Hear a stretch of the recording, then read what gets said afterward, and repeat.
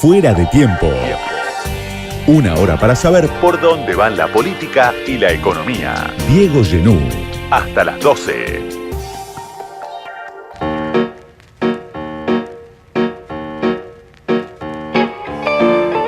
Son días, horas tomados por la decisión del ministro y candidato Sergio Massa de elevar el mínimo no imponible, una medida que beneficia alrededor de 700.000, 800.000 trabajadores. Y está esta noche con nosotros alguien que conoce muy bien este tema, Daniel Jofra, es el secretario general de la Federación de Aceiteros y Desmontadores de Algodón y Afines de la República Argentina. Daniel, gracias por venir esta noche a charlar conmigo en Fuera de Tiempo. ¿Qué tal, Diego? Buenas noches, gracias por invitarnos. Bueno, primero un poco consultarte por esta medida, que obviamente es una medida importante, llega y va a impactar porque empieza a regir a partir de octubre, va a impactar muy poco antes de que llegue la hora de ir a votar.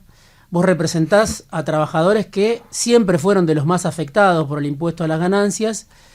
Y la primera pregunta es si lo viven esto como un triunfo en este momento, este anuncio del ministro Sergio Massa. Bueno, en primer lugar, cuando nos dieron las noticias, la buena noticia, que son muy pocas generalmente para el movimiento obrero, lo tomamos con mucha alegría, obviamente, por los trabajadores, y porque nosotros también venimos de hace bastante luchando para que se saque ese impuesto, que es el impuesto al trabajo, y nosotros habíamos hecho una gestión a principio de año para que saque algunos adicionales del cómputo, que lo logramos conjuntamente con las patronales, y para nosotros era un ingreso más extra, sí, a los aumentos que ya veníamos consiguiendo. Por lo menos lo que se veía ahí entre los compañeros dirigentes era un estado de algarabía que hacía mucho no lo veía, porque aparte creo que el movimiento obrero en su conjunto venía pugnando para que se saque o se elimine o se suba el mínimo no imponible, y que por lo menos esa plata le vaya a los trabajadores en su totalidad. Que en definitiva creo que es lo mejor que le puede pasar al país, ¿no? Porque eso lo que va a generar es un mayor consumo y por ende más producción y mayor trabajo. Así que bueno, no creo que sea la solución de fondo de lo que le pasa al país, pero sí para ese grupo de trabajadores y trabajadoras, que son cerca de 800.000 trabajadores, que va a producir una inyección económica al país que va a ser importante. Ayer Massa, cuando hizo el anuncio, cuando apareció en la Plaza de Mayo, en el acto con los sindicatos, dijo: lo único que les pido es que se compren el autito y no vayan a comprar dólares. ¿Cómo interpretás ese mensaje? ¿Puede suceder eso, que haya trabajadores beneficiados por esta medida? ¿O te parece que el ministro, cuando dice eso, está mirando una escena que no pasa en la realidad, o tiene un temor que no ocurre? Mirá, hay trabajadores que les descuentan mucha plata, o sea, trabajadores que han sabido luchar por su salario, que organizaciones que realmente no solamente han acompañado la inflación, sino que han superado los porcentajes de inflación. No sé, no hice el cálculo de cuánto van a percibir más en el año. Pero me parece que lo hizo, es como cuando uno festeja algo bueno y vos decís, qué sé yo, podés decir cualquier cosa. Me parece que por ahí toman apreciaciones o toman alguna declaración tratando de estigmatizar el hecho de que hayan tomado una decisión a favor de los trabajadores. Es tanto el odio que hay por algunos sectores que están hoy muy identificados hacia la clase trabajadora, que cualquier buena noticia para los trabajadores es mala para ellos. Entonces dicen cualquier cosa, quieren tratar de tergiversar la noticia, bueno, es sí, lógico. Ahora, esta medida que empieza a regir, como decíamos, a partir de octubre, contrasta, como vos lo sabés muy claramente, con la realidad de la mayoría, porque tenés en el campo laboral una gran heterogeneidad, una gran fragmentación, y hoy tenés, no sé, casi la mitad de los trabajadores en la informalidad con un salario mínimo que está muy por el piso, muy rezagado. Y ustedes también tienen un planteo de fondo, ¿no? Desde aceiteros, desde el sindicato de aceiteros, que representa a trabajadores que están entre quizás los mejores pagos del país. Sin embargo, ustedes tienen un planteo de fondo que siempre hicieron desde hace muchos años, diría, sobre la cuestión del salario mínimo, que no ha sido escuchada hasta el momento. Me parece que es interesante que expliques cuál es ese planteo, que además los distingue, me parece, entre los sindicatos, porque no son muchos los que tienen ese tipo de razonamiento o ese tipo de cálculo que hacen desde aceiteros, el grupo de economistas que trabajan con ustedes y que plantean las necesidades básicas, ¿no?, que hoy tiene un trabajador o una trabajadora en la Argentina. Sí, la verdad que hay mucha desigualdad en nuestro país. Cada vez se hace más grande la brecha, incluso entre trabajadores, porque antes eran trabajadores y empresarios. Hoy hay en algunos sectores que han sabido aprovechar la herramienta de la discusión salarial de las paritarias, han fortalecido su salario en función a las necesidades que tienen los trabajadores y trabajadoras de nuestro país. Nosotros desde hace 19 años que venimos discutiendo con una metodología del salario mínimo vital y móvil, de acuerdo a lo que establece la ley de contrato de trabajo y el 14 bis de la Constitución, que lo quieren sacar, hay sectores que lo quieren sacar, y que representa para los trabajadores poder tener vacaciones, poder seguir con sus hijos de vacaciones, poder salir a comer, poder vestirse, poder estudiar en una universidad y no solamente aspirar a una primaria o una secundaria, qué sé yo, que tengan vestimenta para ir a los colegios. Es decir, hay una serie de necesidades que establece la ley de contrato de trabajo y el 14 bis de la Constitución, que nosotros hacemos un cálculo que no son cifras de aceiteros, sino es una cifra que da el INDEC de ponerle valor a esas necesidades, y bueno, nosotros lo único que hacemos es luchar por eso. O sea, no es que nosotros tiramos la idea y las empresas aceptaron y nos dieron. Nos costó lucha, 25 días de huelga en el 2015, 22 días de huelga en el 2020, y bueno, me parece que en eso tenemos que ponernos de acuerdo con los dirigentes sindicales para establecer realmente cuál es el verdadero salario que tienen que cobrar los trabajadores y las trabajadoras para cumplir con esas necesidades. Hoy el salario mínimo vital y móvil que arregla el Consejo del Salario está por debajo de la línea de la pobreza. Entonces 118.000 pesos ahora en septiembre. La verdad que es absurdo pensar de que un trabajador es pobre cuando hace 50 años un trabajador buscaba empleo para dejar de serlo. Pero bueno, me parece que hay alguna estigmatización hacia el movimiento obrero que parecería de que tiene que trabajar toda la vida gratis y no pelear por su salario, que es lo que plantean algunas agrupaciones que hoy se postulan para presidente y que tienen la posibilidad de gobernar el año que viene a todos los argentinos. Ahora, estos 118.000 pesos, que es el salario mínimo, con el último aumento, va a tener algunos aumentos más, según lo acordado en el Consejo de Salario, claro, está convalidado por los jefes sindicales, ¿no? Está convalidado por la CGT, está convalidado por la CTA, pero la canasta básica de pobreza está alrededor de 250.000 pesos en este momento, casi sin contar la devaluación. Ahora va a salir el nuevo índice. Digo, estás con el salario mínimo casi menos de la mitad de lo que necesita una familia tipo que no paga alquiler para cubrir la canasta para básica. Ser pobre. Sí. O sea, la línea de la pobreza es que un trabajador que cobra 250.000 es pobre. Sí.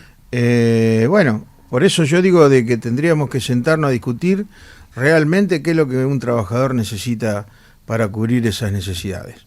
Y después ver quién lo puede pagar. O sea, yo no me sentaría a la mesa de los patrones a que ellos me digan, bueno, esto es lo que te vamos a dar, y el gobierno convalide eso y nosotros aceptemos como representante de los trabajadores y las trabajadoras. Pero bueno, son posturas que en algún momento la tendremos que discutir, o por lo menos nosotros estamos buscando eso desde hace mucho tiempo en la CGT, de poderlo discutir y ganar bien para un trabajador, o ganar lo que le corresponde para tener una vida digna, implica que los patrones ganen menos. Bueno, esa es la lucha que hay que dar. Estamos obviamente en medio de un proceso electoral. La medida que anuncia Massa beneficia, como decíamos, 800.000 trabajadores. ¿Y qué pasa a nivel de las fábricas, en el sector aceitero? ¿Hay trabajadores que votan a Milei, por ejemplo, hoy en esos sectores? Los hay en todos lados, ¿no? Es un voto transclasista el de Milei, ¿no? Muchos casi que lo descubrimos después de esta elección, la magnitud del apoyo a Milei en sectores de clase baja incluso. Pero ¿qué está pasando entre los trabajadores mejor pagos? Porque en su momento Macri también propuso que iba a eliminar el impuesto a la ganancia, no cumplió, es lo que recordaba Massa en las últimas horas. Pero hay trabajadores sindicalizados de buen poder adquisitivo que hoy dicen, voy a apoyar a Milei. Sí, hay. No son mayorías, pero seguramente hay un hartazgo de la sociedad hacia la clase política, producto de la batalla cultural que dan algunos medios y que evidentemente no han tomado los recaudos necesarios. Me parece que se le fue de las manos tanta mierda que le tiran a la clase política y al sindicalismo. Hay sectores dentro de la política que no han hecho las cosas bien como para que hoy una persona como Milei sea candidato, sin haber estado nunca dentro de la política, sin saber ni siquiera lo que es un pobre. No creo que conozca a algún pobre. Uh-huh. Y sin embargo tiene posibilidad. Una persona que le dice a los trabajadores que le va a sacar el derecho, que hoy, por ejemplo, los aceiteros utilizamos como el 14 bis, como para discutir salario, y sin embargo hay compañeros que le votan y le pueden, y más, te diría, hay dirigentes que evidentemente toda la herramienta que nosotros utilizamos estos años, no solamente el logro del salario mínimo vital y móvil, sino los plenarios de delegados, los congresos de delegados, las charlas de capacitación, como para que entiendan cuál es la verdadera función de un trabajador dentro de este sistema de lucha eterna con el capitalismo, y sin embargo no alcanzan porque creen de que ese derecho no se lo van a sacar, y de que van a seguir teniendo la libertad de expresión, y de que van a poder seguir haciendo huelga. No va a ocurrir si llega a ganar Milei o Patricia Bullrich. No va a ocurrir eso, porque ya lo dijeron. No es que lo estoy inventando yo ni lo estoy asustando, sino que dijeron. Y sin embargo hay gente que está... Creo que hay una tendencia de que esa gente, la que no participa ni de la de la escuela de los chicos, de la cooperadora, no participa de un comedor escolar, no participa de un merendero, no participa de una vecinal. O sea, la única participación que tiene, aparte de trabajar, es mirar la tele y creerle a la tele realmente, porque no se entiende cómo un aceitero pueda llegar ni siquiera a dudar de que no le puede votar a alguien que lo desprecia claramente. Te lo pregunto porque, por ejemplo, me contaban una anécdota, un testimonio de un dirigente en el sector automotriz. Hay un corte generacional muy fuerte, ¿no? Entre trabajadores quizá del ESMATA, en una gran fábrica automotriz, algunos que ingresaron cuando comenzaron los años del kirchnerismo, otros que ingresaron después, y hay un corte generacional.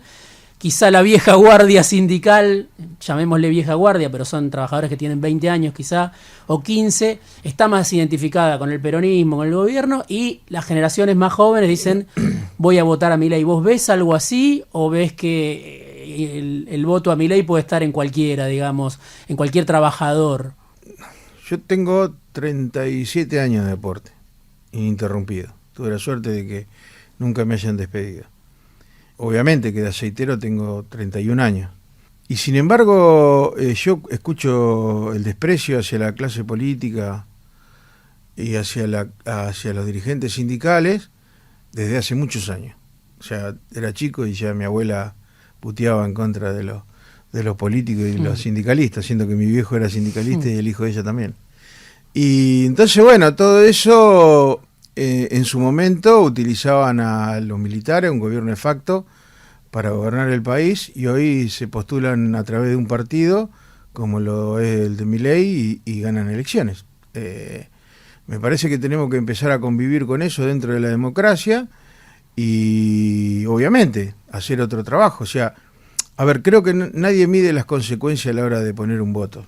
Vos vas y metés el voto adentro de la urna sin pensar en qué es lo que pueden hacer, sin averiguar qué plan de gobierno tienen. Obviamente que en gran parte tienen la razón de las frustraciones que han tenido durante estos 40 años de democracia, ¿no? Es decir, aquello que hemos vivido de cerca, lo que fueron los militares y los derechos que hemos perdido, todavía no lo hemos recuperado. Bueno, es una deuda que tiene la democracia. Pero bueno, tampoco hay que subestimar el voto ni echarle la culpa a aquellos que le votan a Milei. Me parece que tenemos que hacer una autocrítica muy fuerte, porque hay sectores que están marginados, como vos decías, y la pobreza que hoy tener un 40% en un país que tenemos que son uno de los mayores exportadores de grano de nuestro país, es realmente vergonzoso. Entonces, y bueno, y de eso somos responsables nosotros, tanto los dirigentes sindicales como los políticos. Hay algunos dirigentes sindicales que ya empezaron a expresar o el apoyo directamente a Milei, como es el caso de Barrio Nuevo, que hasta hace poco tenía como candidato a Eduardo de Pedro, el mismo Barrio Nuevo que ahora dice que hay que votar a Milei, y Gerardo Martínez, ¿no? Que hubo una reunión que trascendió, que fue confirmada por las partes. Aparte, en la plataforma de Milei se señala como un ejemplo a seguir el acuerdo que tiene la UOCRA con el Grupo Techín, por ejemplo, y que tiene con otras empresas. ¿Qué estás viendo vos? ¿Qué puede pasar con ese sindicalismo, con una parte del sindicalismo que en su momento apoyó a Menem, que en su momento apoyó a Macri? A los militares también. Bueno, algunos por la edad no, otros sí, por la edad sí, pero digo, ¿qué estás viendo con una facción del sindicalismo que ya se anticipa a decir o Milei no es tan malo o hay que apoyarlo directamente? A ver, me nombraste a dos dirigentes. Ayer estaba Gerardo Martínez ahí y estaba muy contento, se lo veía muy contento apoyándolo a Massa. Hay muchos dirigentes sindicales, hay cerca de 73.000 dirigentes sindicales en todo el país, y que dos dirigentes apoyen a Milei no me parece que sea trascendente. El problema no es que lo apoyen los dirigentes, el problema es que la consecuencia que puede llegar a traer que Milei gobierne este país. Pero bueno, estamos en democracia y todas esas cosas en algún momento hacen efecto. Y los trabajadores de Barrio Nuevo tendrán que tomar nota de que su dirigente apoyó a Milei, y bueno, tendrán que ir a pedirle la responsabilidad que tiene él de salir públicamente a decir que apoya a un dirigente o a un candidato a presidente que los desprecia a los trabajadores.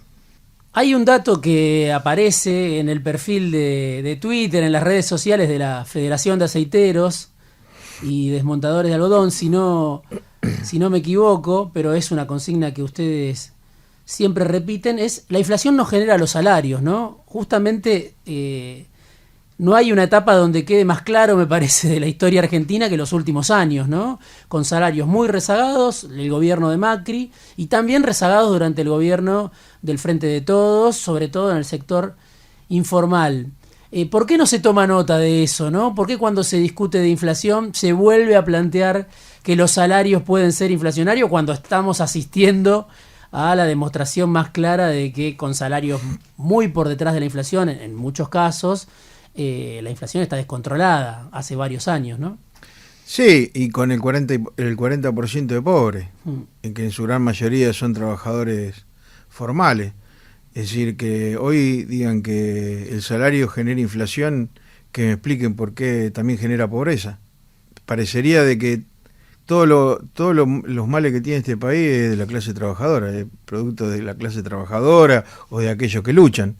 Yo tengo la sensación de que se empecinan en querer demostrar de que el movimiento obrero es el culpable de todos los males de nuestro país, y nosotros tampoco salimos a dar esa pelea, a decir que cómo puede ser que el salario en el bolsillo de los trabajadores genere inflación y en el bolsillo de los empresarios no.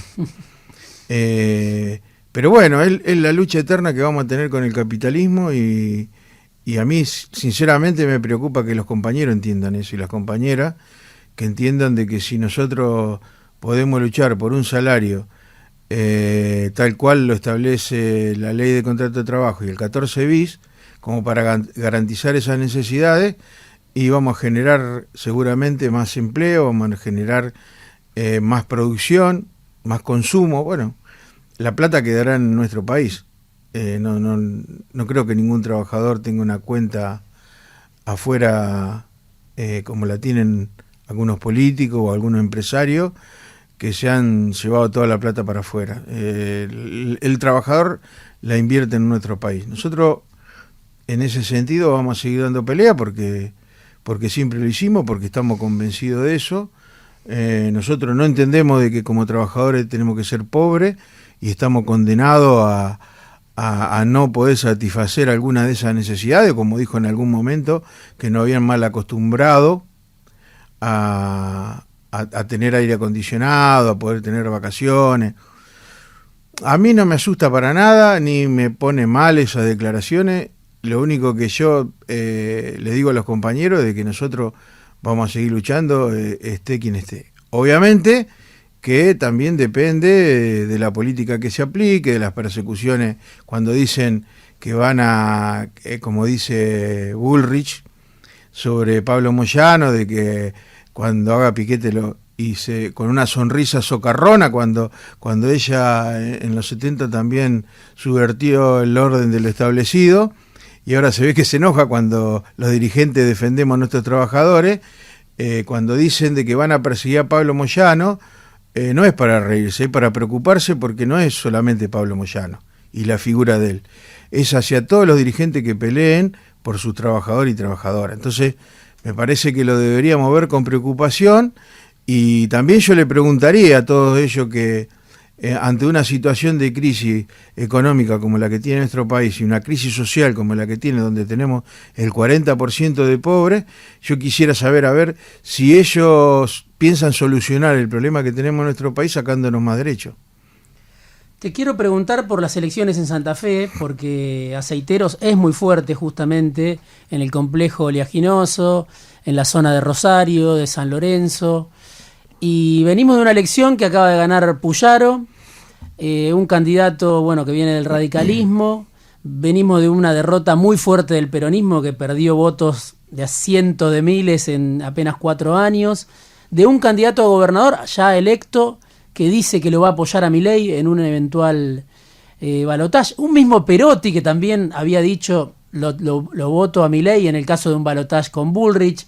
¿Qué pasa en Santa Fe? ¿Qué pasó en Santa Fe? ¿Qué interpretación haces de los resultados electorales y también de la dirigencia que salió electa, ¿no? Sí, los peronistas que apoyan a Milei o a Juntos por el Cambio son ovejas disfrazadas de lobo, ¿no? Es decir, tienen el lobo adentro de la oveja y cuando pueden salir, salen y se expresan lo que realmente sienten. Lo lamentable de todo eso es que se han perdido esas costumbres o esas herramientas que tenía tanto el radicalismo como el peronismo, de hacer plenarios, de dirigentes, congresos donde se discutía, se debatía y se elegía al mejor candidato.